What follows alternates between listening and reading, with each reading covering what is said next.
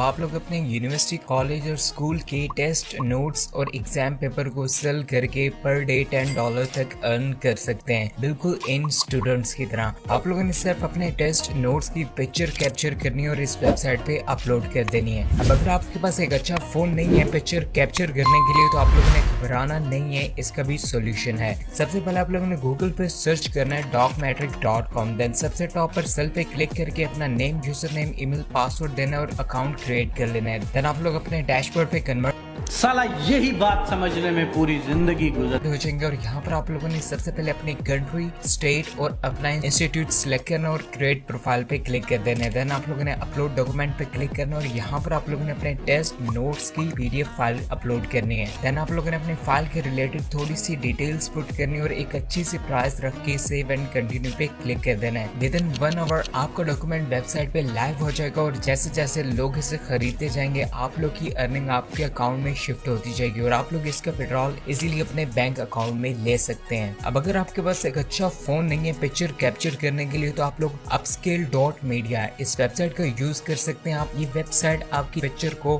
Full 4K में convert करके दे देगी।